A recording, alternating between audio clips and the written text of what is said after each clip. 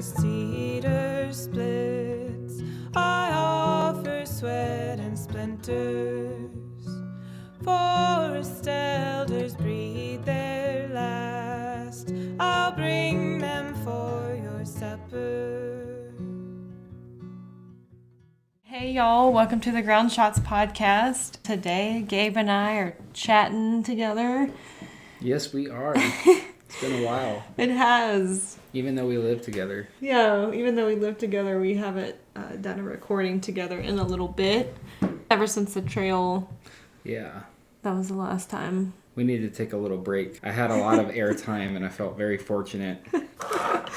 You're my occasional co-host. Yeah.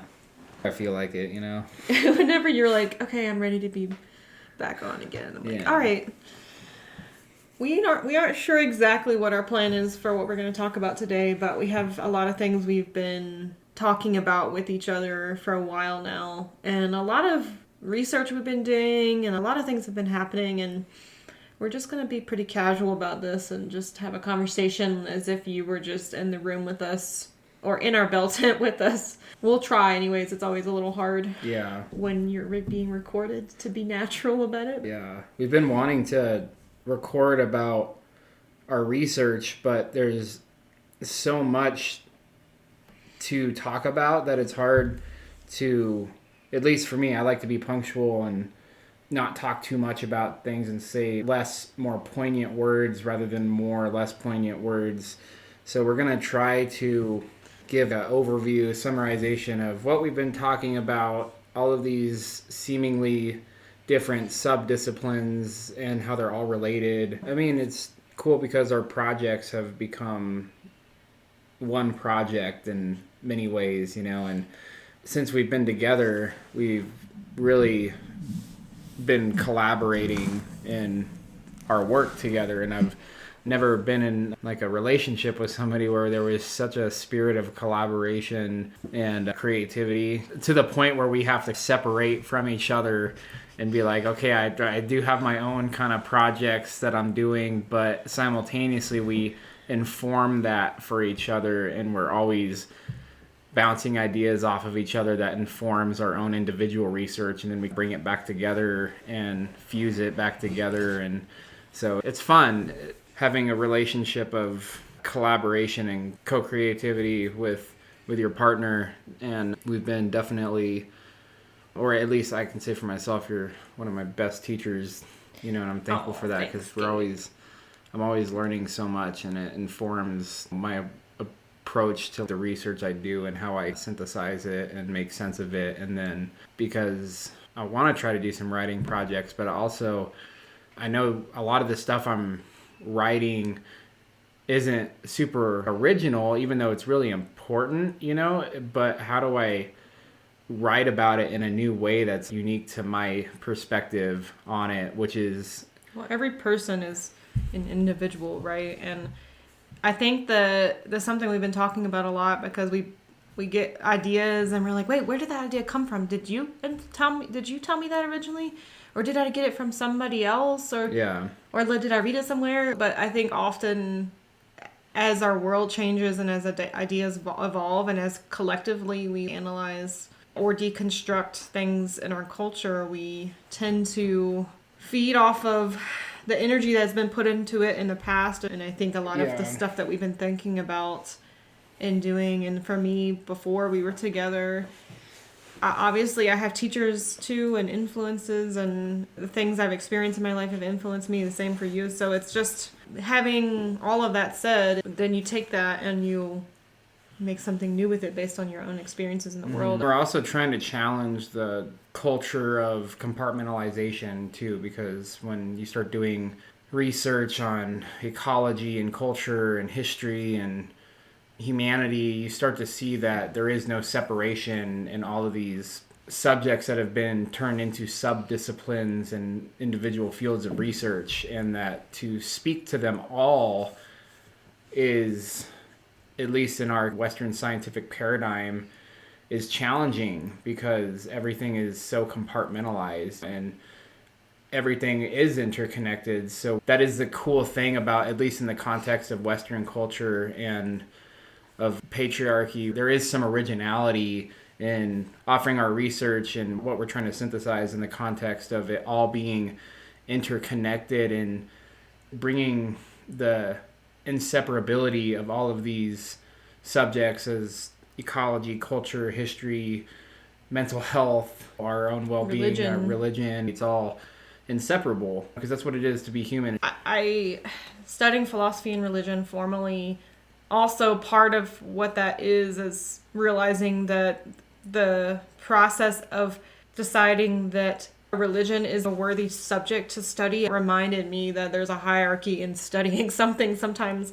And something we have encountered is this idea that to study a subject, you are influencing it, and your bias, like where you come from, is inherently going to influence how you see it. I think when studying ecology, for example, what's been a historical narrative is that humans are separate from nature, so therefore we are studying it as it's an object, a subject, right? And so that from the beginning is kind of influencing how we even see ourselves as players in that. And you see that throughout the literature. And so I think too, being reminded always that even we have influences on what we think we're looking at. Absolutely. The observer is the observed, right? I hope that made sense how I was articulating that. Yeah. I mean, to me, you were just saying that the people who observe what they're observing are changing what they're observing merely by observing it, no matter how detached and objective they try to be. Our lack of, or our convinced lack of influence on what we are observing is still an influence on what we're observing. So there is no objective. I remember when I was in college and doing some anthropology classes, and that came up a lot of the older white guy anthropologists that went in and pretended they were a member of a tribe and then recorded all this stuff about them, assumed that they knew everything about that tribe after that. They assumed they knew how they lived for thousands of years. They assumed that this is how they lived all the time based on this experience of them just coming in and being in their culture. It's odd to me, like, and studying these people, you know. Well, this is what you're talking about has been a huge subject in the research that I've been doing on ecological history and how a lot of these, like what you're talking about is what I learned about when I found out about this whole concept of environmental determinism, which was a school of thought used by social scientists to confirm the biases of Western civilization in their justification of displacement of people, genocide, and ecocide, basically. It's a really big conversation, but before we go there, I think that we should also talk a little bit about where we're at right now and why we're doing this research and the place we're at to help us do this research, because we're finally having a real winter with each other right now. We're living in a canvas tent with a wood stove, and we really don't have anything going on, which for once is such a good thing. I know, for me especially, I think I've tried to fill my time so much the past few years traveling. It's one of the symptoms of just the culture we live in, where we're producers, you know, and when we're not producing, there's this sense of, it's like just the Protestant work ethic has been drilled into us from an early age. If we're not working, we're not worthy, and if we're not producing and being a productive member of society, then our worth is gauged by that, you know. So, working in a capitalist sense, I mean, yeah, that's the context. This is a cultural meme too that we'll be talking about in some form. The lens of our culture affects the way that we see how people use land. Yeah. And so if we see that this is the only way that it means to productively use land, then therefore it's literally like what we're seeing, you know. Yeah. So we've been having a winter, which is the time of inwardness and rest and recuperation, which has been really refreshing and good, and we've had a lot of time to dive into the subjects that we've really been wanting to dive into for a while. Well, technically it's not winter yet, but it's Colorado, so it's snow snowy. on the ground and it's not winter solstice yet. 4 degrees last night. But fall is the beginning of that transition to rest, and it's been really good. I'm working on the podcast. I've been really trying to not pressure myself to make a list of 50 things to do every day. And we've worked some for money and whatnot this fall as well. We did a lot of fruit processing. We've done a lot of things like that. And then all of a sudden we were just like, let's eliminate some of that and just tend to what we have right in front of us. Yeah. You know?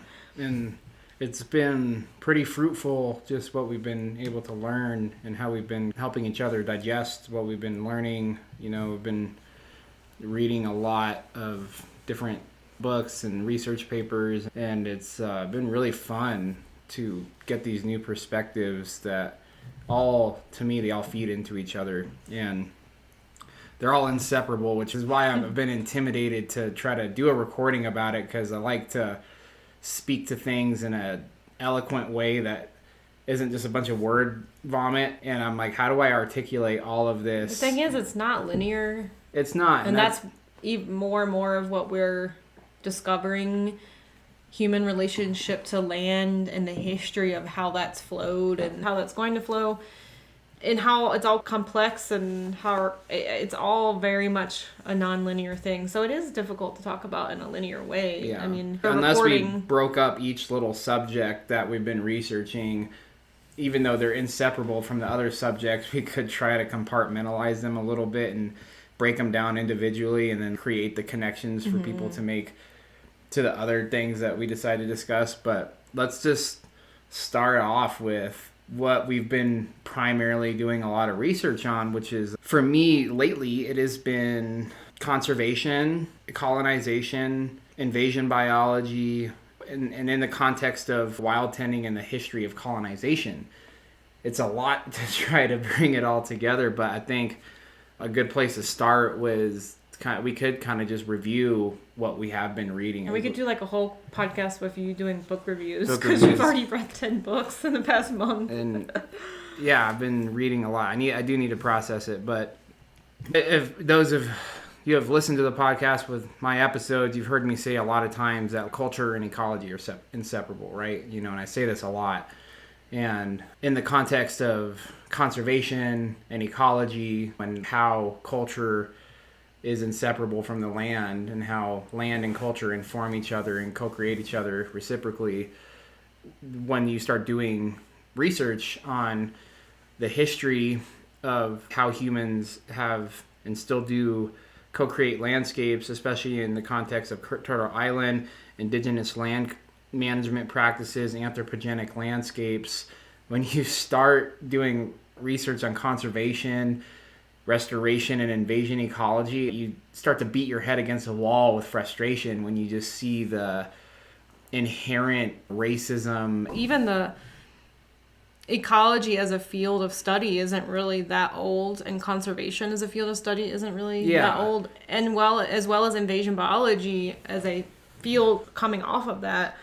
And the thing is, the connection between culture and ecology isn't often made in science because, again, there's this inherent idea that humans and nature are separate. And that science should be the study of the systems of how plants and rocks and birds connect and nothing else. Yeah, you know? And science has a preference, at least conservation and restoration and just ecologists in general, they only want to study so-called pristine areas devoid of human influence. Because that's like this idea, right? If you do a scientific experiment, you should try to not have any influence as much as possible in order to not affect the results, right? But the problem with this, using this model for everything, is that you take out a key component of what makes anything work, which is, as humans, we have affected the land, not just in colonization, right? But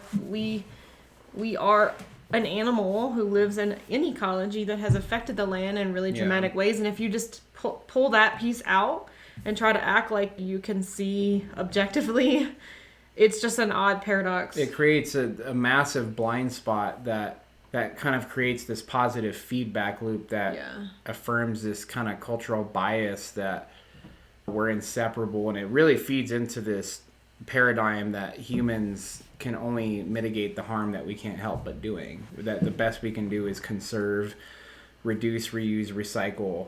And this just denies the history of anthropogenic landscapes that have been extremely beneficial. And a good place to start is where we are here on Turtle Island, where there's thousands of different cultures here that upon European contact, there was this cultural narrative that this is a pristine wilderness up for the taking, when it was a highly modified anthropogenic landscape. And that humans, like you said, we're animals, right? We're habitat modifiers. We modify our habitat to meet our needs in the same way a beaver modifies its habitat to meet its needs. And in doing that, if we wield that power responsibly, we can actually create more diversity. We can create benefits that not only benefit ourselves, but benefit the whole web of ecology. Even our indigenous European ancestors have a long history of creating anthropogenic landscapes back when the commons hadn't been taken from the peasantry class, which the peasantry class was the indigenous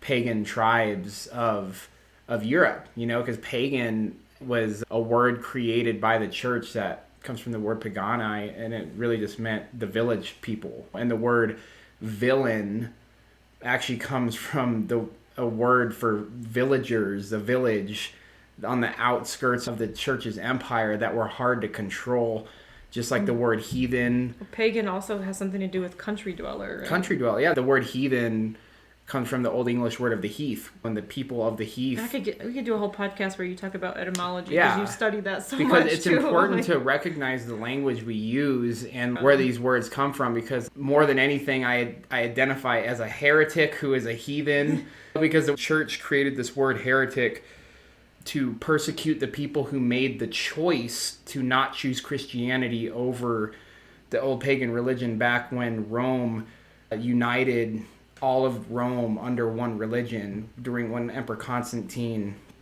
fused them together. It was a really genius business plan on his part, but the word heretic actually, it means choice. If you trace it back to its Latin etymology, it means choice. Those who chose it were heretics, and people of the heath, heath is an Old English word for uncultivated bush country or uncultivated country, and so the word heathen, you know, and heathens, what they assume was uncultivated. Right, and see, there's that biased lens. That bushes against, are technically uncultivated, and, but actually they might be cultivated. Yeah, and so it's really fascinating how all of this still informs our the culture today. The culture today, yeah, and how we see land and each other in the land, and how we make those decisions for the land too. You know, like John Locke, philosopher back in the 1700s, that really influenced our whole political ideology and how we relate to the land. You know, this was like that Protestant work ethic kind of thing, that God gave man land to subdue and to cultivate, and that the land was his for the taking, and it was only his for the taking if he subdued it, and that God gave the land to the industrious and the logical. So you already have a very hyper masculine patriarchal perspective on like how, or an interesting interpretation of the Bible too, which there's a lot of interpretations you can have of the Bible, but I think there's some quote that God gave man land to take and to control, even though the history of agriculture is a huge topic, but the domination over the land is not necessarily a Christian concept. It's been a certain kind of way of being on the land. It's a meme that's traveled through different types of civilizations over the years. Yeah, because like the people of the Fertile Crescent were not Christian, they were pagan, and they did the same thing. They dominated the land. And so looping it back around to the research on conservation, ecology, and just ecology in general, is that our lens, and all of us are guilty of it just by means of being raised and indoctrinated in this culture, is that we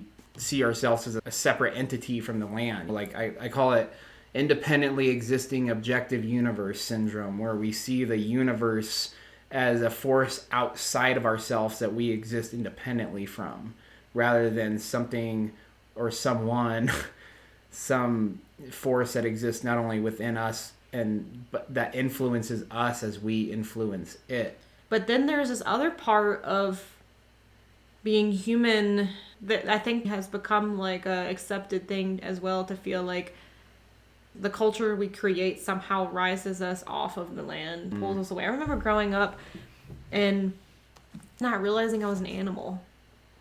I thought I was not an animal. And then one day I realized I was an animal, and I was like, can you believe we're animals? And then someone's like, I'm not an animal.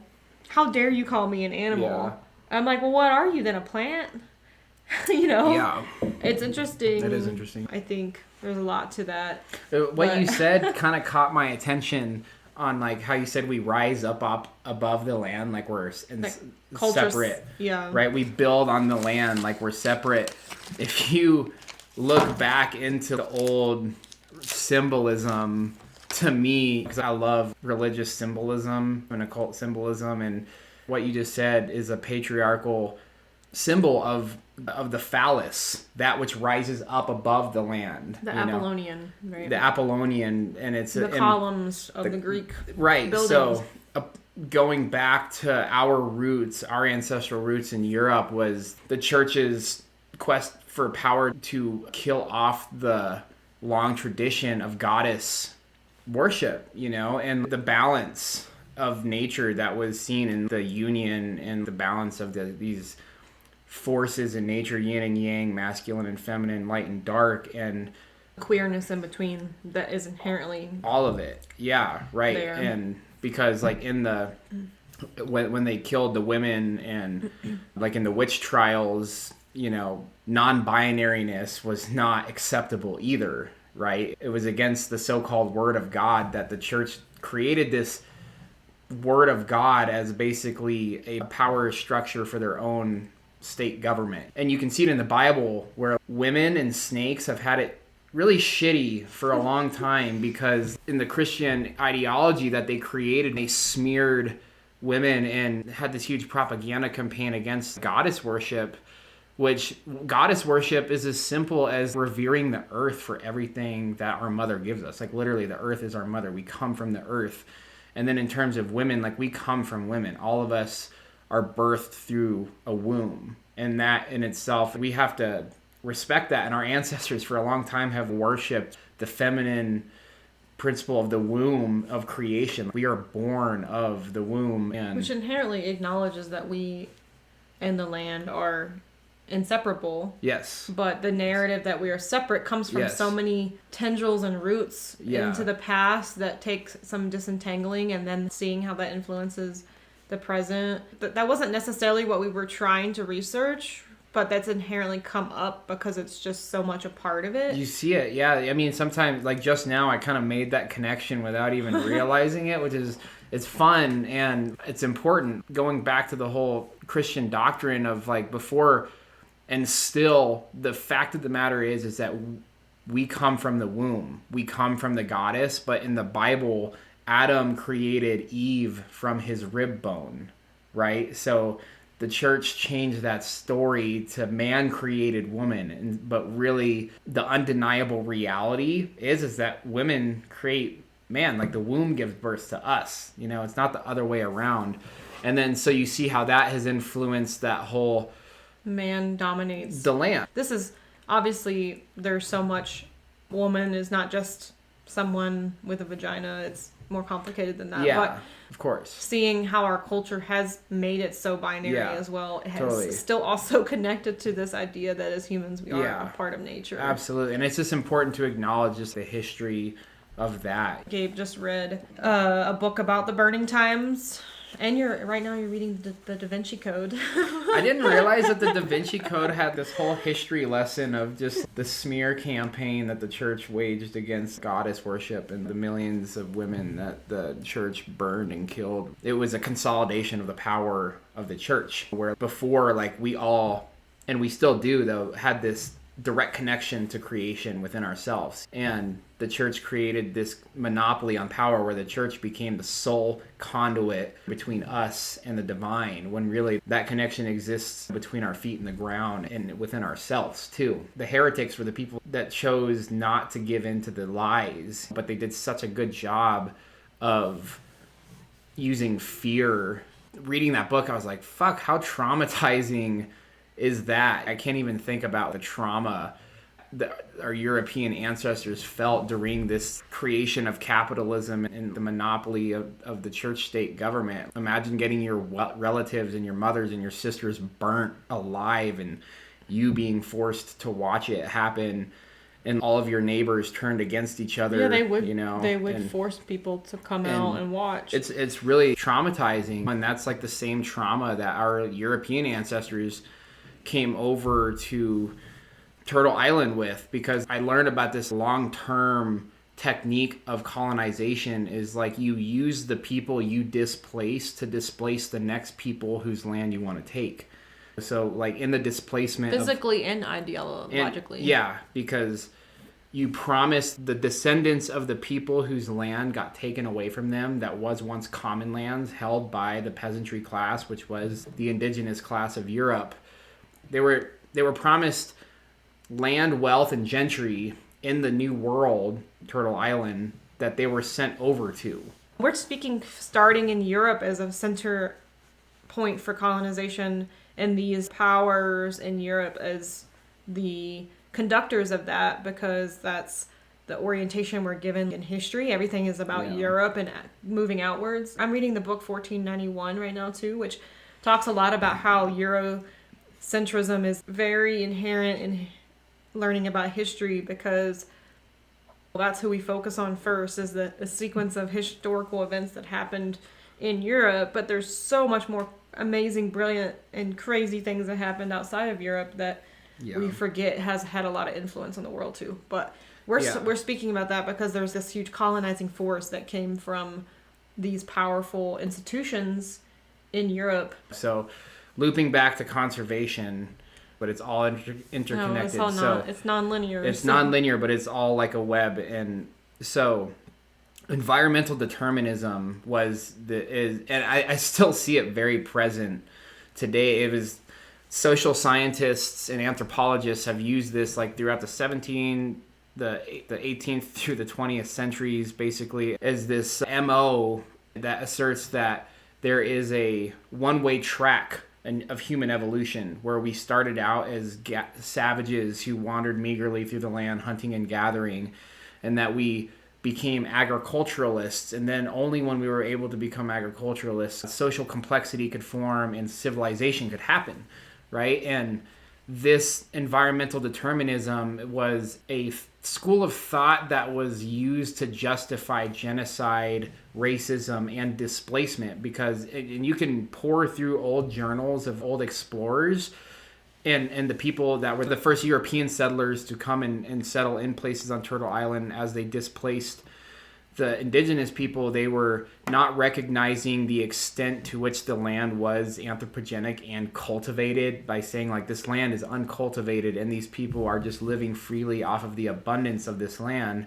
which they were informing and influencing and creating that abundance through their land management practices. And they would justify taking away that land and displacing them because it didn't look cultivated. It didn't look cultivated. And cultivated supposedly meant civilized. Right. So, and Northern Europe was used as like the focal point for the most ideal climate that created the conditions most conducive to an advanced civilization, social complexity, scientific advancement. It was really just their own hubris.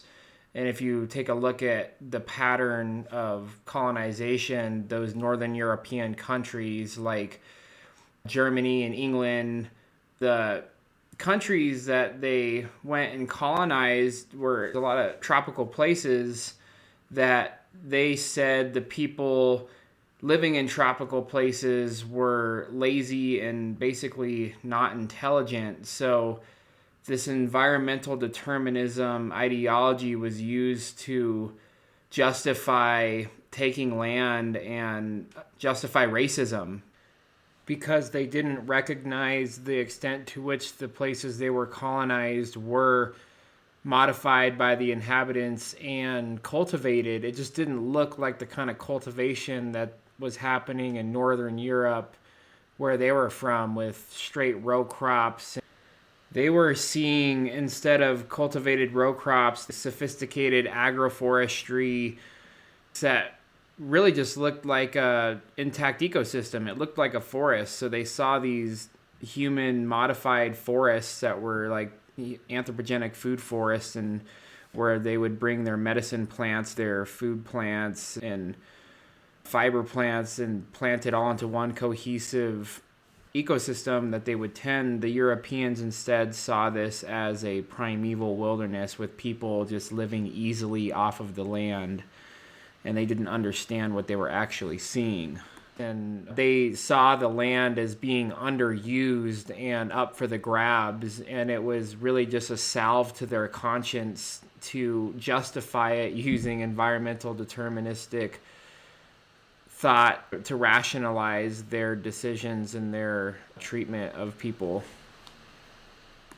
A really good book for folks that are interested in learning about this is Keeping It Living by Nancy J. Turner. It's about the history of the Northwest Coast indigenous groups and their land management practices, and how the settlers saw them and how they were like this enigma because they lived in sedentary villages. They had an extremely complex culture, and Europeans only thought that sedentary settlements and culture complexity and hierarchy could only happen through agriculture, but they just through agriculture from the Romanized Romanized version of what that looks like. Something else like I've row been crops and stuff realizing more and more lately, which I knew but hadn't quite considered when really looking at this problem of how us ignoring the effect that indigenous peoples had on the land is connected to as well what we perceive as what was happening. Like, one of the biggest things that happened on Turtle Island was that disease came through and killed a fuck ton of people before many of the people who were writing down things wrote down things. There's definitely some accounts of these European explorers writing down these descriptions of these beautiful, amazing, intricate cultures before disease killed a lot of people, but because of trade and because of other circumstances, before colonization officially kind of happened here, disease killed so many people that what also was being witnessed was a landscape that had not been tended.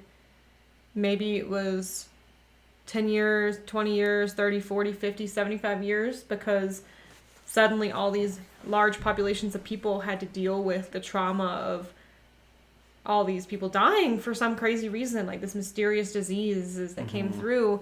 So even something like the buffalo or bison, you know, the abundance of bison that the settlers saw was actually a reaction to the fact that there weren't as many people hunting them, indigenous peoples, because of the disease. It's like this interesting lens that and this is connected to as well, this whole idea that the ecology is supposed to look a certain way, and that is a really big part of conservation too, based on what we think the land looked like when white people came to Turtle Island, you know? But the thing is, like, ignoring the fact that the disease killed a lot of people, and there were cities in Turtle Island and in South America that were bigger than any European cities.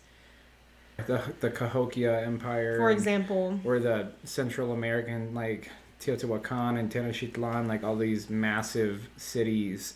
I don't know if you've ever read... that were cleaner and more well organized a lot of the time too. I don't know if you've ever read the journal accounts of the original conquistadors that first laid eyes on these cities in Central America, but they were having a hard time believing, because they had their own cultural bias, that they didn't think that it was possible. But like, their journal entries discuss how blown away they were by seeing cities that they didn't even know were possible in their lavishness, and in just like how organized and sophisticated the culture and the building, the architecture, you know. Yeah, there's like an ethnocentrism, and that's still present in, looping it back around to the whole conservation conundrum. It's that those same attitudes are still inherent, and those same biases are still inherent in conservation. One way we see that is how conservation is so reluctant to include indigenous people in the game plan for conservation, and so many conservationists see it as a necessary evil to kick the indigenous peoples off of their land in order to conserve it. American conservationism too, as a field, people don't realize often that it is American. It is like something that was invented here and now is also being imposed on other cultures. It's been happening for a while. Yeah, it's kind of a caustic thing that we're like, because there's this idea that we need to preserve places, and it's still ignoring the fact that humans make that place. Like a lot of people are taking their ideas and creating a nonprofit somewhere in Africa and being like, no, we need to put this land aside because this savanna is gonna get destroyed if we don't, but we have to take all those indigenous peoples out because that's not gonna preserve it. And then I'm like, who are you to go and tell these people this? It's like the dark side of conservation that you don't hear about is we have to acknowledge that conservation is a product of affluent cultures and countries, right? And a really good example is Yosemite, Yellowstone, but also this national park in Ecuador where I'm slipping the name of it, but we're going to put actually a link to this article in the show notes. I feel like people would appreciate this, but a big conservation movement in Ecuador, they created this massive national park, and the indigenous peoples that have been living there the whole time are still living there, and they depend on the rivers for fish and travel, and so they created this national park, and then they start coming in and telling the indigenous people what they can and can't do, and this indigenous group does not recognize the authority of the national park, and these people are constantly having to defend their land sovereignty rights against this national park. But unfortunately, and this is one of the big downfalls of conservation, is that all the land around the borders of the national park is fair game to miners,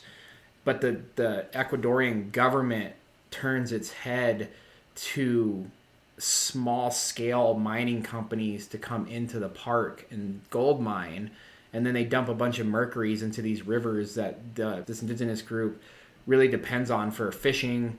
And then so as a reaction to this predicament, the indigenous people started building a bunch of fish ponds to raise their own fish as like a food security for themselves, because they saw that the rivers were being contaminated. And the national park comes and start harassing them and saying, hey, you can't build these fish ponds here. This is a national park. We have to keep this even place though they've pristine. been allowing the mining. And then the group was like, no, we don't recognize your authority here. This is our land, and this has been our land for a long time, and we've been taking care of this land for a long time. And they stood their ground, and eventually the National Park Service gave up on them, and they just kept on making their fish ponds to raise their fish. And this happens a lot where, like I said, they see it as a necessary evil to displace the indigenous people so they can protect the land.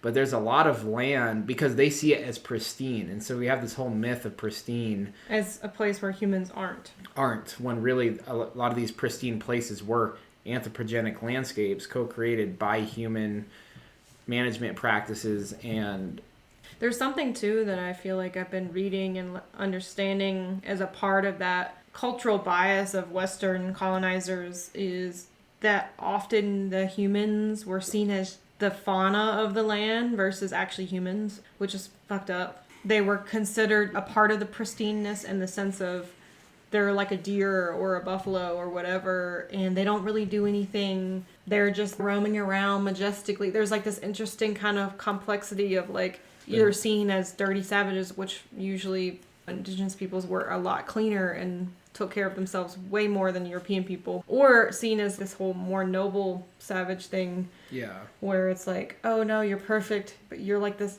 creature that isn't human. It's like this really terrible, racist, odd conception based on these preconceived ideas about what humans should be like, what the land should look like, you know. And that's also still influences conservation as a field and the study of history, the study of ecology. And people get really up in arms when you question that, even though it feels to me it just makes sense to reconsider that. And there's so much evidence that has either been ignored or misconstrued or turned in a different direction just to try to reinforce that idea. And we're getting to a point now with it all, like reading a lot of this a lot of the sometimes boring scientific research, which you've read a lot more of, you start to see more and more that there's a lot of people questioning it, you know? Yeah. And I just want to clarify that we're not by any means putting indigenous peoples on this pedestal at all. To me, I'm just trying to give real credit and credence where it's due. The more I pour through the literature and the more I think about it, I just see, wow, there's just been a blatant disregard for traditional ecological knowledge and the value of it because it speaks such a different language, and the credentials of Western scientists outweigh holders of traditional ecological knowledge. But it's not a competition because, like, I see that there's actually a lot of complementary knowledge there. But I think it's important to point out that if there's anybody who can give the best critique and criticism of Western science, it is the people that have been done the most wrong by Western science, because anthropology and these social scientists like ethnographers, the frustrating point I realized in researching this old literature is that all of their work as scientists has been done through the bias of the advancedness of white supremacy and the advancedness of Western civilization. And the quest for their whole scientific research was to confirm the values. A lot of the times you actually really see that civilization. You already know the way the scientific paper is going to go, because it would be so faux pas if you interpreted the data and the work that came out of supposedly a study in a way that did not reinforce that. That's what you literally see that a lot. And some scientists even make notes in their papers saying, well, there could be room to see it a different way, or this is still a theory. But then you see other people not even reading the whole paper and just seeing it as fact. It is a problem because if you follow the trail of references for academic papers and how people will build a whole case for their paper and reference all these other papers that gave them validation, you know, but if you were to actually go and read the papers that they referenced, you see that they didn't read past the abstract and the conclusion, because if you were actually read through the nitty-gritty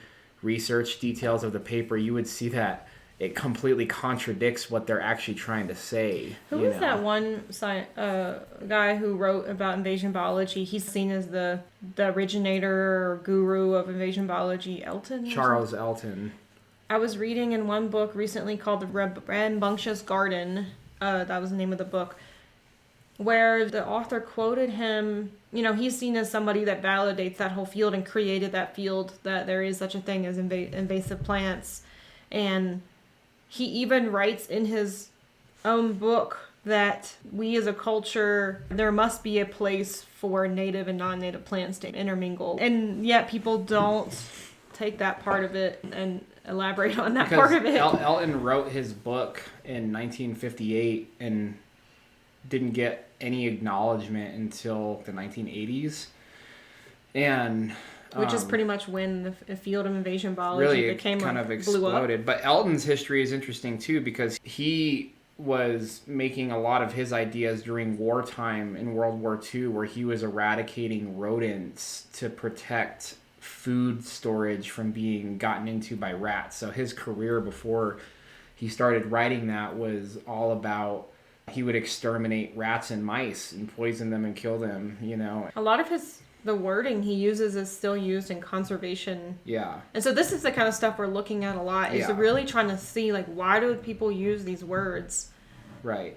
Let's take 5 steps back and look at that. Well, okay, so this is the can of worms that I've been looking at our notes and being like, okay, invasion biology and the nuances of this and conservation. This is such a big conversation that we've had before on this podcast, but my perspective on it has changed so much because I dove into it and started researching all sides of it. The sides of it that I clearly disagree with, and it's made it harder for me to talk about it now, because I feel like if you really want to understand invasion biology, you need to go into both sides of it and understand them equally, and it makes it a little bit more difficult to talk about, because I realize that biological invasions are real, and they have happened so many times throughout the geological history of the Earth. It's literally like a geologic event, you know? It's like happened when land formed out of the blob of the ocean, an invasion happened, and that was what created the speciation and diversity. So extinctions have happened. They do happen, but when extinctions happen, speciations happen, right? And this is like a really taboo subject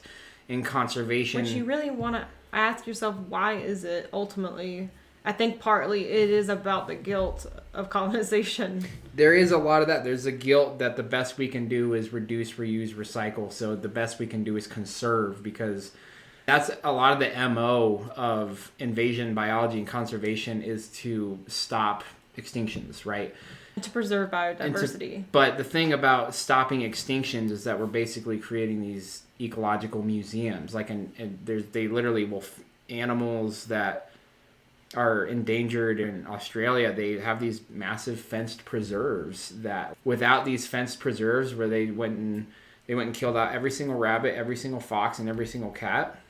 So they have all of these like endangered marsupials in these big zoos. I was reading that in Rambunctious Garden. So that works, but even they acknowledge, like, we're creating a zoo, because in the long run, this is the only thing that's going to keep these animals alive. But is by keeping the fence. Is by keeping a fence up, you know, while ignoring the other land that's intermingled more with like so-called civilization. Because it's not seen as pristine, it's ignored. Yeah, that's a whole other conversation. That's a whole other conversation. How like conservationists are so picky about the land that they see as eligible for conservation. Is because they only want pristine wilderness, but there's so much amazing land that they don't see as pristine that they're like, no, why don't we just sell that to the companies that want to extract from it, so they won't go for the pristine lands that they want. So like one example is in Papua New Guinea, a lot of the logging that happens isn't clear cut. It's like selective logging. And there's like a lot of acreage of land that's been selectively logged that is very eligible for conservation. And people are trying to get conservationists to buy up this land to conserve it. But they're like, no, the conservationist logic is, let's sell that land to the logging company so they can just clear cut it. So they don't want to keep on cutting the pristine, untouched land. But it turns out that the diversity in the selectively logged areas is actually higher than in the areas that haven't been selectively logged. You know, so there's a lot of weird double standards and a lot of weird biased preferences with this whole obsession with nativism and purity, right? Or the idea that pristine wilderness actually exists. Yeah. That humans are not influencers on the land in this cohabiting kind of way.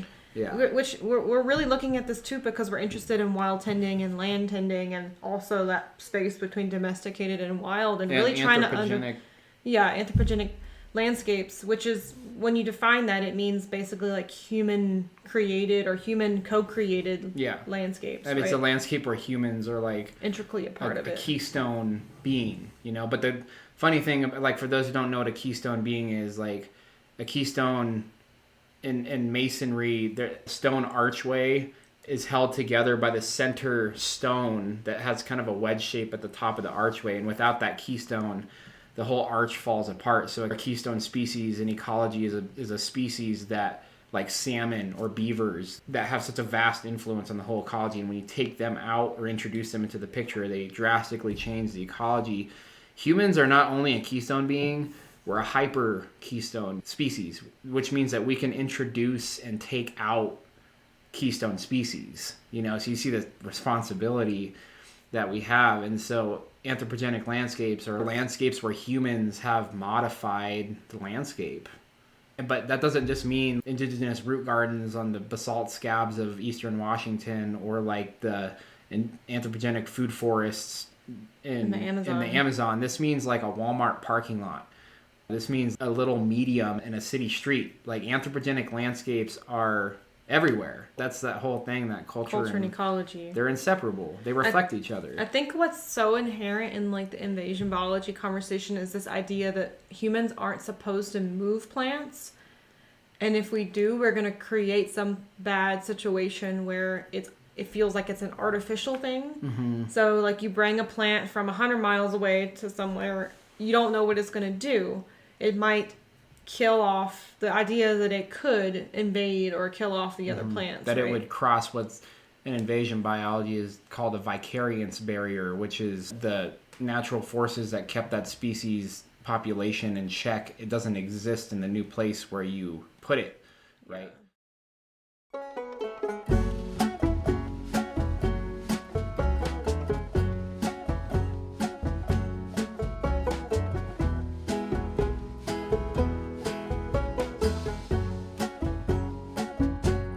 Listen to the sound of the stream that you see now. It smooths all of the stones that lie underneath. Maybe if I wade through this water patiently, it will smooth all of the sharpness residing in me. Going to be alone, going to face the unknown, taking the space I know is going to make me grow. Can you smell the leaves where they lie on the ground? They are rotting for to feed all these trees all around.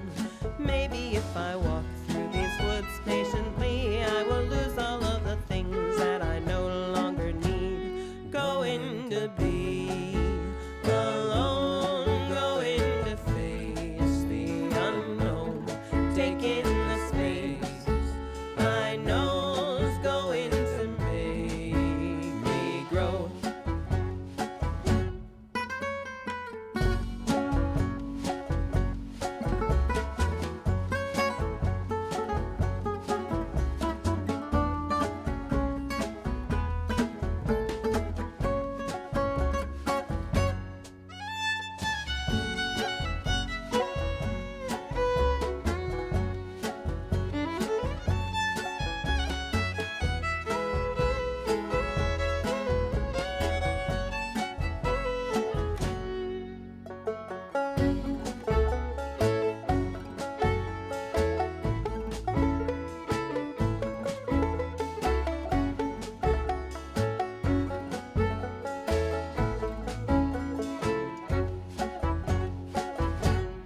Can you hear the crickets? They call quietly. They are singing for each other, not you, not for me. But maybe if I make it through this night patiently, I will find a song that's waiting there just for me. Going to be alone, going to face the unknown, taking the space I know is going to make me grow.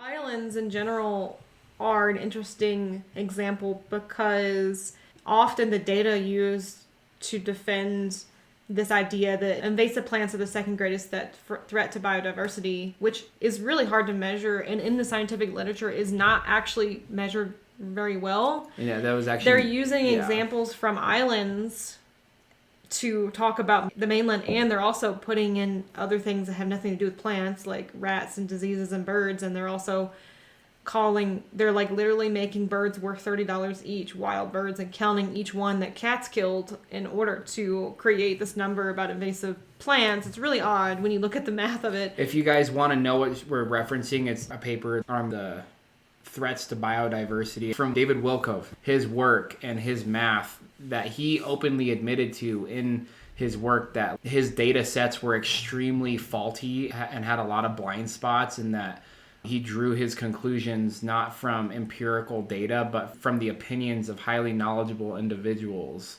He didn't even realize that publishing this in this way would actually create the culture of invasion biology the way it is today. Yeah, people misconstrued what he said. They've over-referenced it. His original point has been so misconstrued. Anyway. So islands are often used as like these examples of, well, this is what could happen. The problem is that a lot of examples of islands, like I read this one book that the woman who wrote it, The Rambunctious Garden is the name of the book I was just referencing. She goes around the world and she's, well, let's look and see, Darwin studied birds on islands, and this is how speciation happened when they were able to be these isolated populations and ecologies, and what would happen if another bird came in and killed all of that bird, or a rat got introduced. And it's really different depending on the situation. In some situations, there were species that were killed off, sometimes by the indigenous peoples before colonization. Yeah. Like in Hawaii, a lot of animals were killed off by the Polynesian and like people New Zealand. like before Captain Cook, who's like this shitty Pacific Explorer guy that they use as a baseline for a lot of this is the ecology that we need to recreate is like right before Captain Cook came. Baselines is a whole other thing, but we'll get to that in a second. Yeah, that's a huge part of it. The islands are these places where speciation can happen so greatly because of the literal geographic isolation. Yep. But the thing is, things float through the water, birds carry seeds. It isn't exactly cut and dry in that way. Yeah. And a lot of islands are highly anthropogenic landscapes because they maybe didn't have a lot of species on them, but when humans came there, like the Polynesians, like for example, in the Pacific, when humans came there, they brought plants from the place that they came before to put there and try it and see if it worked, because that was their food and fiber, and medicine. Yep. And so over thousands of years, a lot of these islands, like Hawaii, for example, were basically created ecologies by humans. And there's even argument. There's one plant called screw pine, I think, in Hawaii, or I think hala, I think is a Hawaiian name for it, or Polynesian name for it, where they were arguing, the scientists were all arguing whether or not it was native or not. And some people say no, it was a canoe plant, which is something they call plants brought to Hawaii by Polynesians. Yeah. So it's kind of this blurred line between native and non-native. But all the canoe plants have been grandfathered into the native list already, if you think about it. Not necessarily. Oh, really? Yeah, no, not necessarily. Depending on when they were brought or whatever, they're very much a part of Hawaiian culture. Or if in other islands in the South Pacific, they're a part of the culture. Even things brought just a few hundred years ago sometimes are adopted into part of the culture, And there's so many examples of this weird science hierarchy thing. Like in Puerto Rico, there's an example of, I forget the name of this so-called invasive plant that the Puerto Rican people wanted to make this state tree, basically. African tulip tree. And then the scientists were like, oh, you can't do that because it's invasive. And they're like, well, we love this tree. We don't give a shit. But the screw pine I wanted to say is this piece of rock fell off of this cliff, and they found this, petrified thing inside the rock. Petrified wood? Of the screw pine that was really old, pre-human.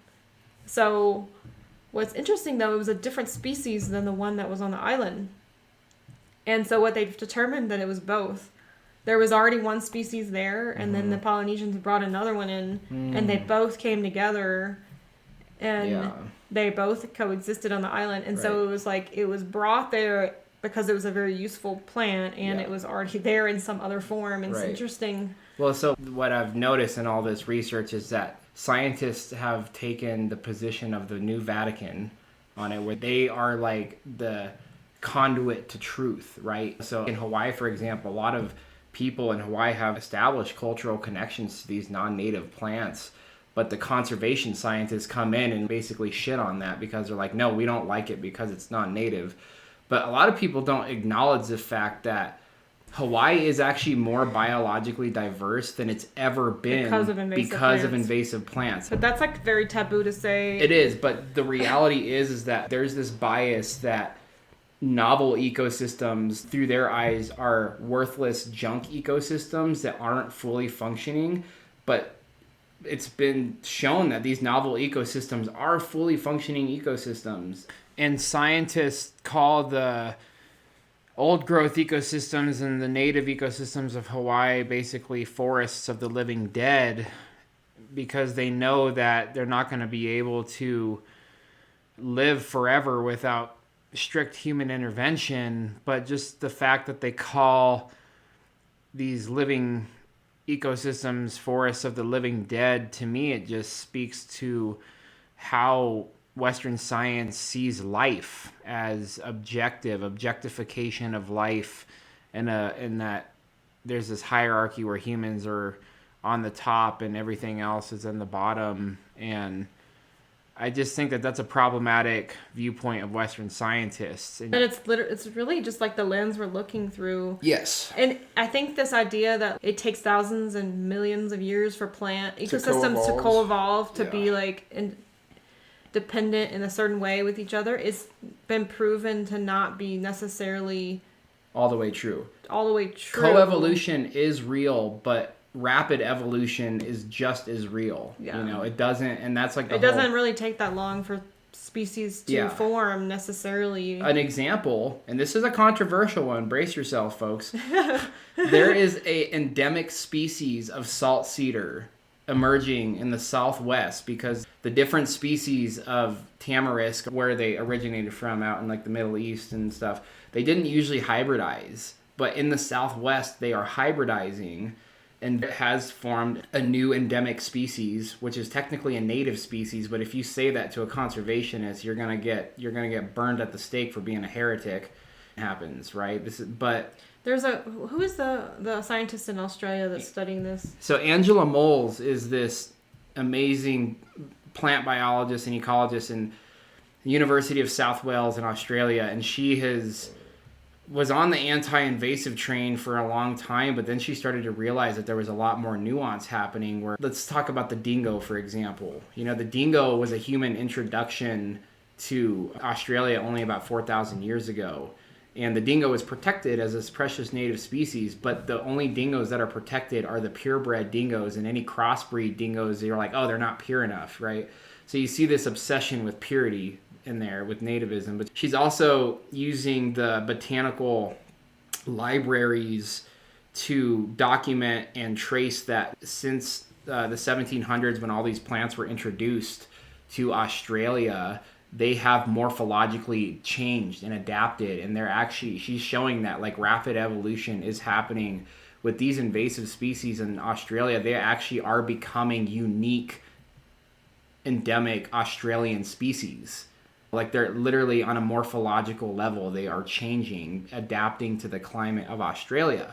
And she's, wait a second, this means that speciation is happening. And so the argument of invasion biology is that a small group of really invasive plants is now carpeting the whole planet and choking out biodiversity. But what's actually happening, because she's kind of like encouraging scientists to look at it from a macro point of view, that even though, yes, this basket of species has traveled around the globe, they are adapting to their places uniquely and becoming their own unique species too. And so the second greatest threat, we'll put a link in the show notes to it, but it's Matthew Chu wrote an article. He's an ecological historian actually for the University of Arizona, and his wife Julia Stromberg. They're doing a lot of really cool work challenging the whole like unproved biases of invasion biology, but they're talking about how if you give a species long enough time, that like when these invasions happen, they're not permanent. They're kind of disproving this whole assertion that invasive species permanently stall ecological succession. But that's actually impossible. There's no such thing as a stalled ecological succession, because that's a very narrow point in time to look through. And I think a lot of the problem is not looking at deep time. And yes, that. And also, real quick, it's important to mention the fact that when people talk about the second greatest threat to biodiversity behind human development is invasive species, that's actually been very much disproven. That's not true. And you'll hear people parrot the claim that invasive species, and I'm talking about plants here, cause extinctions. But except for on Hawaii and on islands, a single native plant has never been pushed to extinction by an invasive plant on any kind of continental body of land. And so they took the claim of Hawaii and painted it all across the whole world, and people didn't question it, and they like go and they cross-reference that, and it's a confirmation bias, right? Where they like use a source and they like that they actually have never even read, you know, but it's been accepted as the truth in the field, and all the big cocks in the field are like, yep, that's the truth, you know, and people are like, well, if they believe it, then it's true. And if I question it, I'm going to get chastised by so the whole community. This is why I think like science has become the new Vatican, right? Because I still think it's super connected to this racist and sort of ethnocentric idea that humans are a part of nature and are a part of ecology.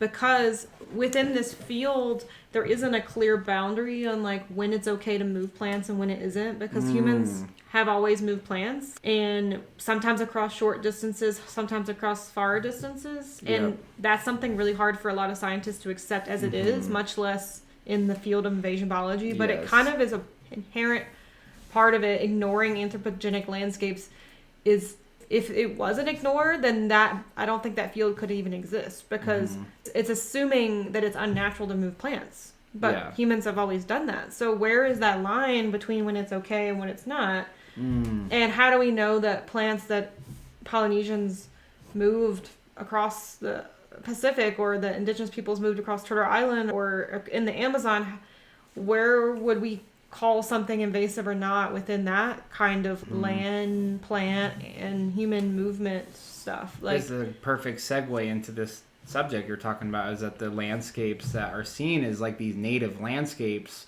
were anthropogenic landscapes. The indigenous trade networks that existed connecting North and South America, you know, pre-colonization and well into the colonization, they've been moving plants around for thousands of years. And that's blasphemy, right? If you talk about this to like... Yeah, but there's some things that people can see as obvious, like corn. Yeah. Humans created corn, and sometimes they're not even sure how the heck humans created corn, but it was created and traded and moved and became a huge part of civilizations, and also turned into a mass agricultural thing, even in indigenous populations. But it was interplanted in this wild tending agricultural morphing amalgamous thing without clear lines in a lot of different scenarios. And that corn is an obvious one that we are like, oh, that's agriculture, that's farms, that is human. Well, look about agave as an example of a plant that has been moved around by humans through vegetative through far distances, for extremely far distances. Like every single human settlement in the Southwest had agave brought with and planted all around, because it was such an important food and fiber plant. But also here where we are in Southwest Colorado, there is a weird renegade population of a lily family edible bulb called the wild hyacinth. Is kind of like blue dicks, that is really only found up in like the inland Northwest, but there's one isolated population here in Southwest Colorado in the San Juan National Forest, kind of in the mountains. And of course, ecologists would say that it is just a natural native plant. Well, from what I've read on this one Colorado native plant website, the botanist who runs the website said himself, I think that either the Utes or the Pueblos brought it here through trade because they liked it. And that's... See, in the archaeological evidence, there's a lot of things like trash piles or middens or remnants that include trade items, right? So... And that's an interesting way to try to ascertain what the trade routes were. Like out east, you had the mound builder cultures, and there's a large river network, you know, the Missouri, the Mississippi, and then like lakes and the trade network that went up into Canada, or so-called Canada. Yep. They find, you know, physical archaeological remnants of, say, mica that came from southern Appalachia, in a place far away from where mica would be, and it was part of a trade, right? So why is it so hard to believe that plant tubers and roots and seeds weren't traded in the same way? They've found quinoa grown in Peru in archaeological digs in British Columbia. You know, when Lewis and Clark were going through North Dakota, a blacksmith at one of the forts made a bunch of tomahawks, and they had these for trade, and they traded all these tomahawks. And when they finally got to the Columbia River and found the Pacific, the peoples that they met all the way on the other side of the Cascades had the same tomahawks that they had traded in North Dakota. They had already made their way. That had beat them to their destination through the trade networks. And these trade networks have also been responsible for the distribution of certain plant species that we see as native too. You know, but this hair-splitting obsession that we have with where it comes from and why the lines that Western scientists is so obsessed with compartmentalizing and having these lines drawn of where agriculture ends and non-cultivation begins, or there's such an obsession with having these lines drawn and compartmentalized. When I'm reading the literature, there's like such an obsession about this, but I've never really understood why it matters.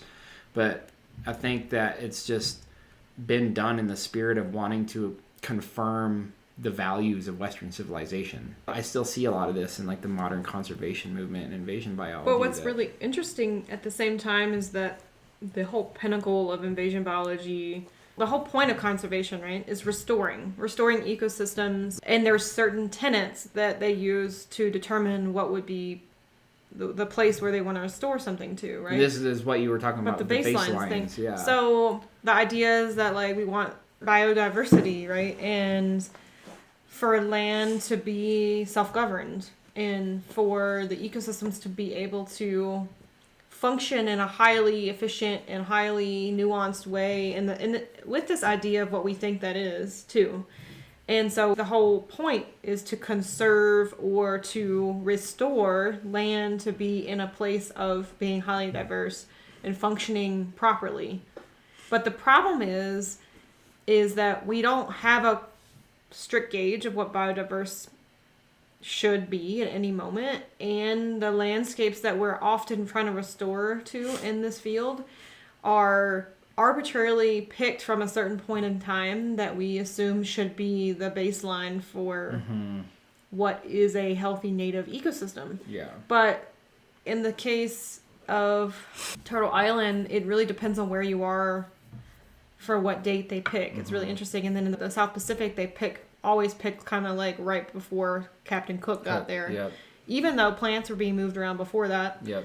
And there's evidence, it's really obvious, it's really known and understood. You have things like taro that didn't come from Hawaii, that is been a huge part of that culture for a long time. But would you call that a native plant? In a restoration situation, would you not include that plant or include it? There's a lot of questions that come up around this idea of when you pick a baseline.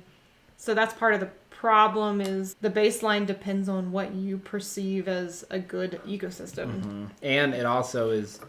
Or a bad ecosystem. But what's up with the obsession of this nativism and this warmongering language in invasion biology, where they'll say invasive plants have declared a war on native plants? But that's based off of Elton's Yeah, writings there's originally. like this war-making language that they use that doesn't make sense, because science is supposed to be objective and not anthropomorphize things, but in invasion biology, that seems to be a rule that doesn't count because it's very anthropomorphic. But one of the biggest issues in the discussion around invasive plants is that people don't realize it's become a moral issue based on value judgments, and people's heated nature when it comes to invasions is that there's a morality and a value assigned to native plants. And that's why when you even question the paradigm of invasion biology and the practices used in conservation and restoration, that the first thing that people actually do is make a moral attack on you and attack your values. And that is a big issue, because most scientists in the game are breaking their own rules by using highly emotive language, warmongering language, and using claims that actually haven't been checked or empirically proven. And there's a lot at stake holding these lies together and upholding them, because people's whole careers, university careers, are built on this, and scientists on corporate payroll make their livelihood upholding this paradigm, and there's a lot of big money invested into this paradigm. When Bill Clinton created the Invasive Species Act and put together the council and his board for doing this, he put Lockheed Martin and Monsanto both in the weapons manufacturing and chemical warfare industries. And it's like, why would he put these weapons manufacturers Monsanto, and other pharmaceutical companies in his biological advisory board. And a lot of people overlook these facts and these truths and just see all of it as a necessary evil in order to maintain this native, pristine ecosystem purity, which there's never been any such thing as a pure ecosystem ever. Ecosystems are always in flux, and this obsession with native plant purity and this eco-phyto-xenophobia is very short-sighted, because it really is just fighting an uphill battle against evolution. And I'm not in denial that biological invasions are real and that it's intimidating, and it's hard to know how to react in the midst of all of our own guilt in the context of colonization and how we want to pump the brakes and conserve. But we also need to open up to the reality that there are healthy, real, functioning, novel ecosystems, and that our obsession with nativism and static ecosystems in the context of conservation and restoration ecology is actually proving to be more problematic and creating these iatrogenic injuries, where a new injury is created from the cure to the previous injury.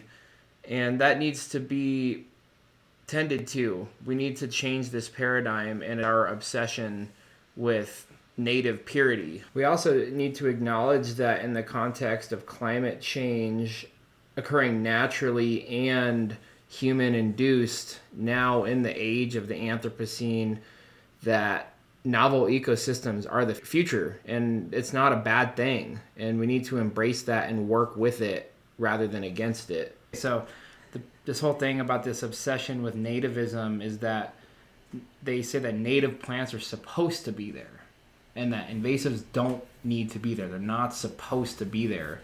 And I don't understand the soundness of that claim, and it really doesn't make sense that you could say that this plant is not supposed to be here.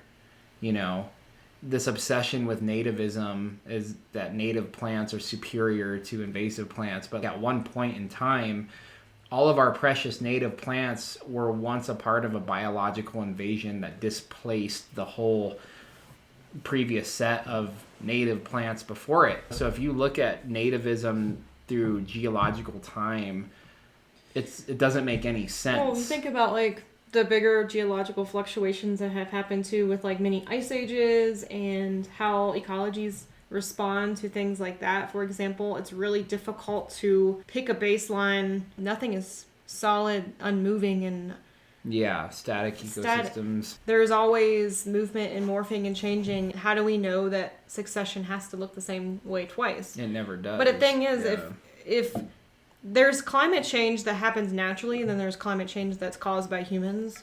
So we have to consider that. But climate change throughout deep time has always been a part of the way the Earth is a living being and organism is in itself moves and morphs, right? Like glaciations. Yeah, and so a lot of plants that are called invasive or non-native, they are responding to the conditions of a changing world, and sometimes it's more of a change that's happening because it's always happened, you know?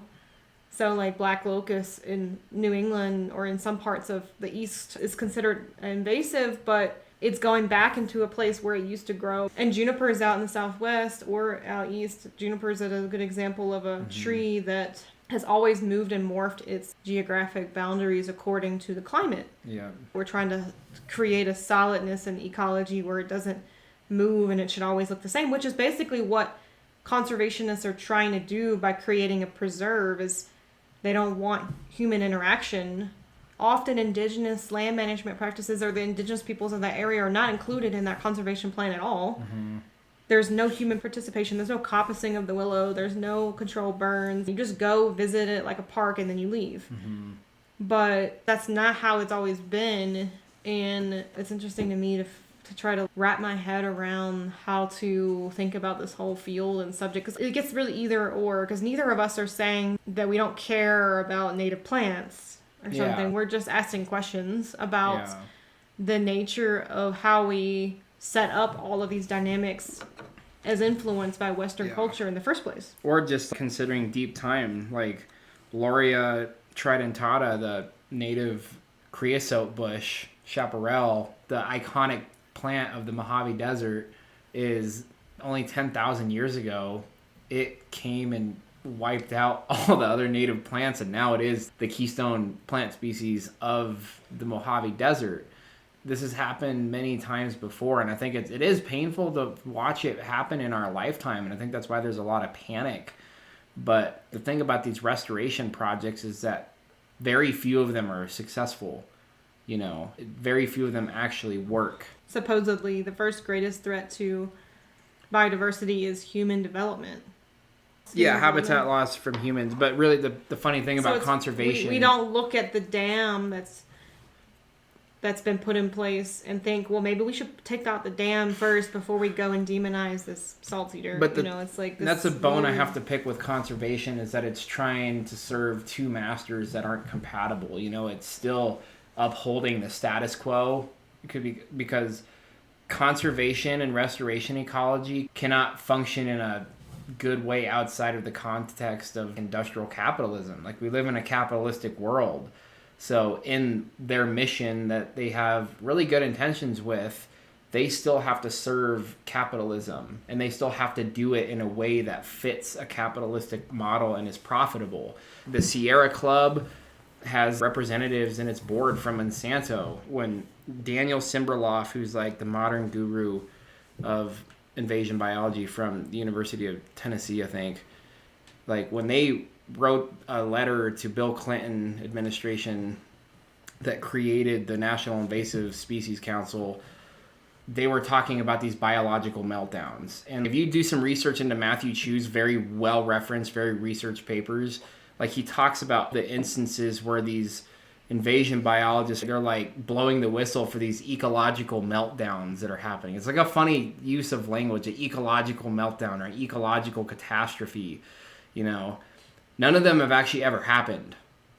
They haven't. And they're like, oh, but even though it's not happening now, sometimes they take time to really happen. But I think that the term ecological meltdown is still undermining the intelligence of nature, of ecology. That's why like the term ecological stochasticity is a term used in restoration ecology for the unpredictability of the next succession cycle.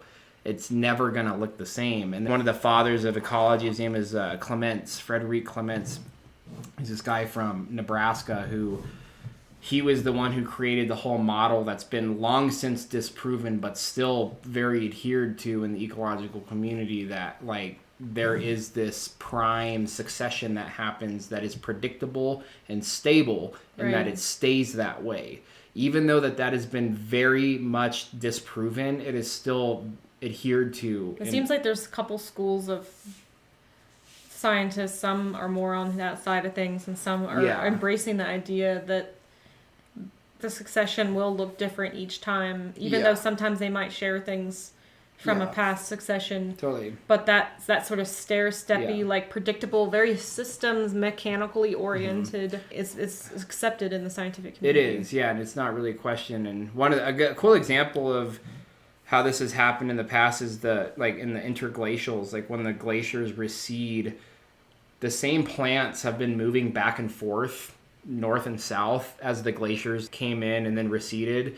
But every time the glaciers receded, the same plants did not respond the same way. Like they went and colonized different places at different times. And it doesn't really work that way. It isn't just a push and pull. It's not going to happen the same way. And there's this one piece I read about the predictable, and it does kind of happen this way with the interglacials. They move in this like north-south fashion, but every now and then certain species take an erratic east or west jump and just colonize an area like far east or far west. In response to a glacial event. Yeah, and with climate change, there is a bureaucratic gridlock within conservation and ecological sciences with assisted migration, where they're like, we know that these native plants are struggling because the climate is changing and the conditions conducive to what they need are not going to last that much longer, but we cannot move them because that would be an act of heresy on our part to take a plant and move it, because we don't know whether it's going to become the next invasive plant of this new area we want to move it to. But we also don't want to sit around and watch it die. Yeah, there's definitely a lot of people facing their own biases in that. Because of climate change. And it really depends on the plant sometimes and how people interpret the way it grows. Like, one of the species that's a perfect example is is it Torreya? Is that how you say it? Torreya? Torreya taxifolia. It's basically the U of Florida, but what are they called? The Florida what? The Florida Torreya. The Florida Torreya. It's, yeah. They call it stink cedar. Isn't that a common name for it? Yeah, it used to have a much bigger range, but right now pretty much the only natural habitat is along the Apalachicola River in northern Florida. But interestingly, so it stopped reproducing naturally back in the 1960s, and it has been succumbing to a fungus. Not a non-native fungus either. It's succumbed to a native fungus that already is in the area.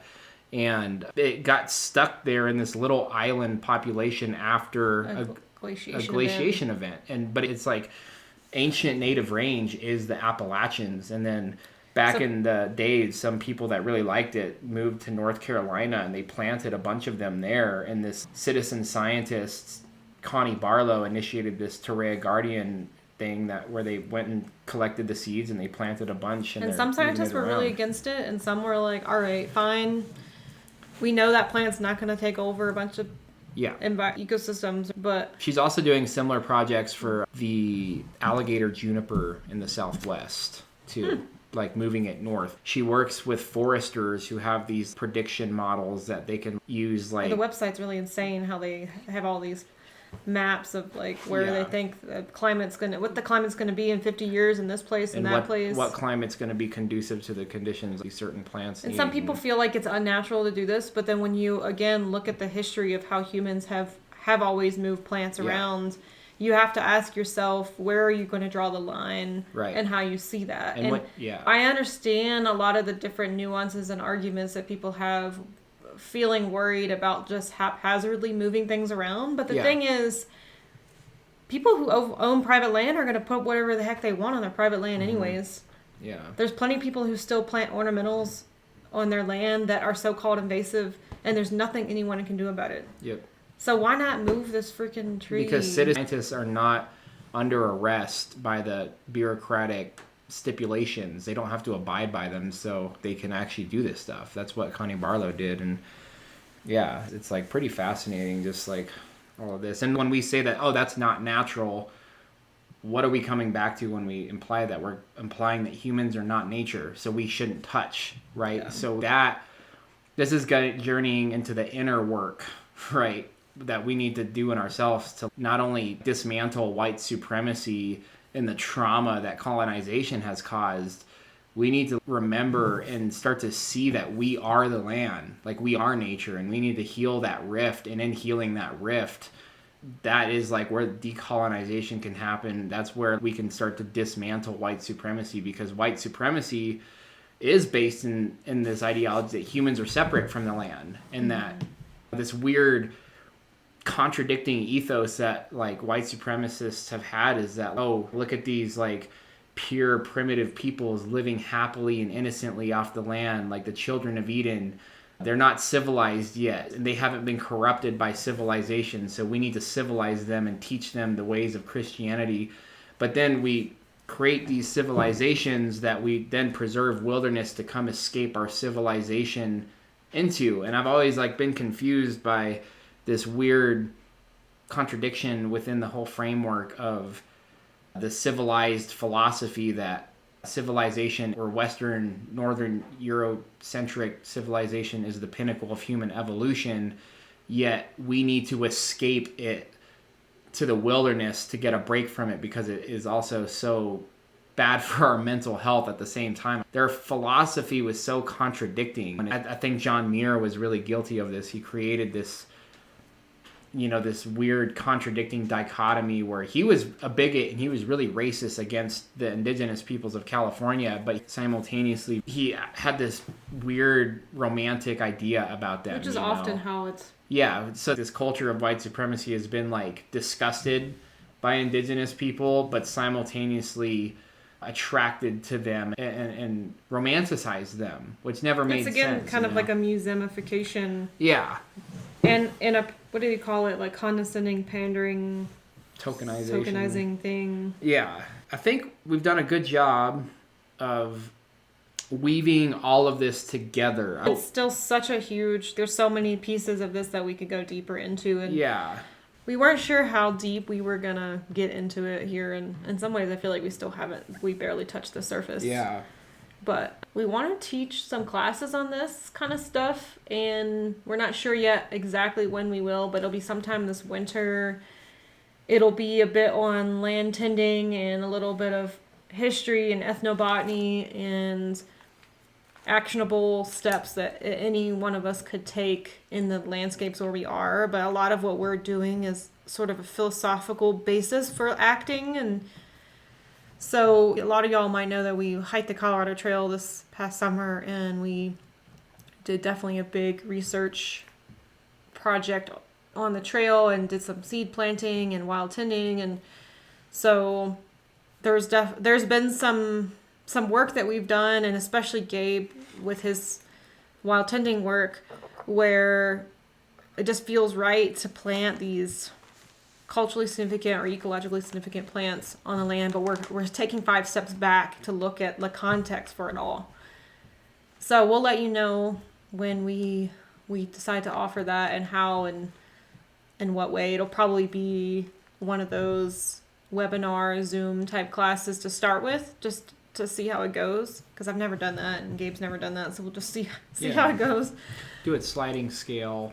Our idea is to do it sliding scale to compensate us for our time, but also to make it accessible for folks. Yeah, because we have to financially support ourselves too, and so we're finding a middle ground with just like doing what we're doing and enjoying our life, and also needing to financially support ourselves in a good way too. So, yeah. It's a big conversation, and there's a lot more to talk about, and there's a lot more to learn about. I'm always learning, and I'm always proving myself wrong. One thing I actually remembered I wanted to say too. Oh my God. Then in the first episode in the wild tending series that I recorded with Kelly, I felt silly for doing this. I talked about my nursery that I was planting and how I was like picking up a bunch of bear poop, and I was trying to mimic this gut reaction with seeds passing through a gut. And I took a bunch of stone fruit pits and I mixed them up with bear poop that was mixed up with stone fruit pits, and I soaked them in water, and I left them in there too long. And I remember talking about it like as an experiment I was doing, and it totally failed. And I could have just gone and looked it up how to do it the right way, but I was just so enthusiastic and experimental that I just did it and messed it up, and I killed all my stone fruits by So what would be the right way to do it? Soak them for a night, and not a month. I just did it for a month. But just when I made my nursery, the only things that germinated were the apples and apricots that fell off the tree, but that I didn't soak. But I just felt silly, and I also just feel compelled to just admit that, and because people were listening and a lot of people kind of got really inspired by that podcast episode, and I was feeling silly about saying something that absurd. But if you want to do that, don't do it the way I said the first time.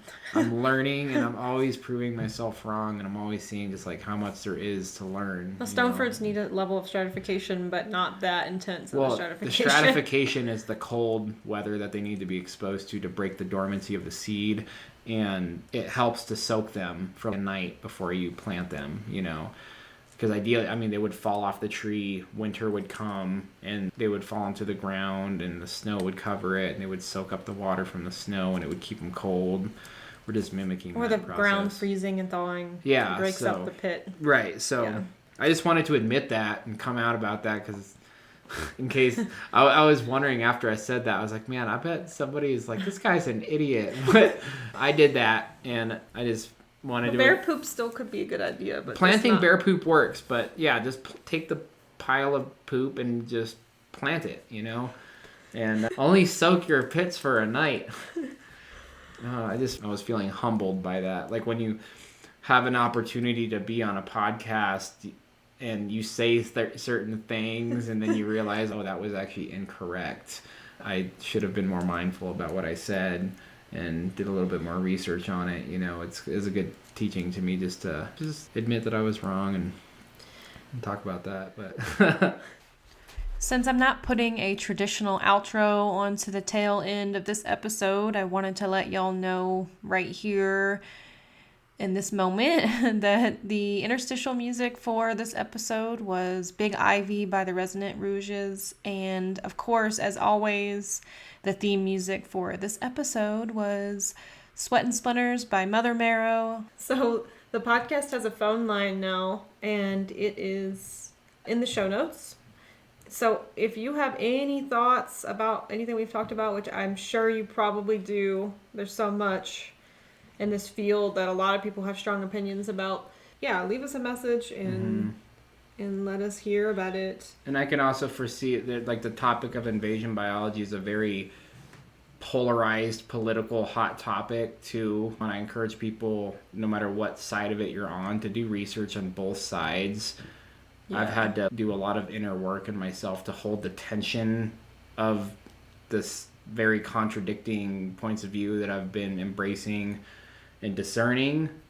But if you don't agree with what we're saying, we're always open to feedback, but also don't be rude and attack us, because we really don't need any more of that in our world right now. With just like how divided the political climate is, it's really hard to have a conversation about invasions, biology, and just ecology and planting stuff without it turning into a situation where you're going to burn a bridge with somebody and where people are going to attack you. In fact, we've both had to deal with this, you know, so I just wanted to put that out there to folks. You know, if you have feedback for us and you don't agree with what we're saying, it's okay to agree to disagree, but don't attack us with anything too crazy. That's an easy thing to do on social media. A lot of things are easy to misunderstand and misinterpret on there too, because we just type to each other. There's no nuance of what you get in person having a conversation as well. And also be mindful that what we talked about in this conversation is such a small summary that left out a lot of nuance. And so don't draw conclusions. Do your own research and be discerning of, and aware of the fact that peer-reviewed scientific papers are not the word of God, and that peer-reviewed circles are also extremely flawed and have their own biases. Money drives a lot of things. We barely even touched on that actually in this conversation, although money is a huge part of what drives the conservation invasion biology movement. So do your own research, folks. It's pretty important. And I'll admit I have my own biases. And I don't think it's possible for us to not have some sort of bias with this. But I'm aware of that, and I can take a step back in myself and observe that, you know, but also still know and be comfortable and accept the fact that I don't buy into the invasion biology gig. It's just, I don't buy it. I don't believe it, and that's cool. And we'll have a long list of awesome resources. And some of these resources will definitely be on the like pro-invasive side. I mean, it's part of it all, you know. So, but keep in mind too, some of the resources we're putting in the show notes are resources written by invasion biologists that don't believe in invasion biology. Picture that, right? They exist and they're pretty cool. So we'll do our best to try to get everything in there, and hopefully this will be a very interesting, enlightening conversation for y'all to think about. Yeah. It's definitely been on our minds a lot. Definitely. Well, let's call it. Bye. Bye. Every piece of wood I bring carries a story in lichen, fungus, beetles, maze. It's the same to you all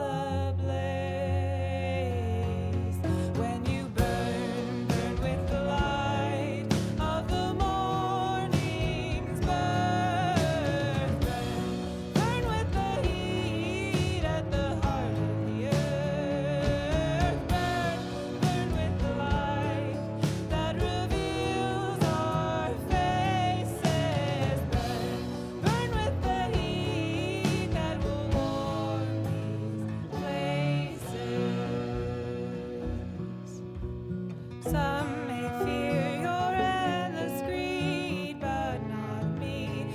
No, not me. Some may fear your appetite, but I'm at home in your life.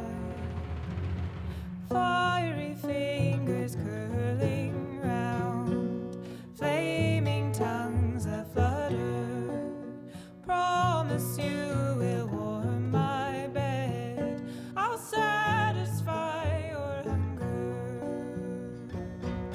If you burn, burn with the light of the morning's birth. Burn, burn with the heat at the heart of the earth. Burn, burn with the light that reveals our faces. Burn, burn with the heat that will warm these places.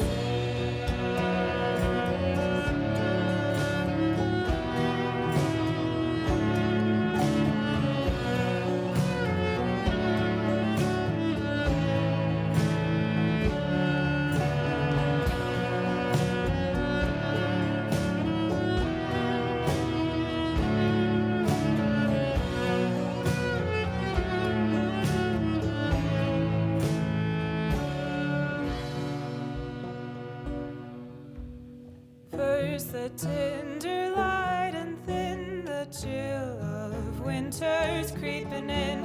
I'm stacking sticks on bended knees so you will keep me company. I'll bring you branches, feed you logs, so soon this wood will all be gone. I'll build you a lovely home. I'll leave you lots of breathing room. Logs of locust cedar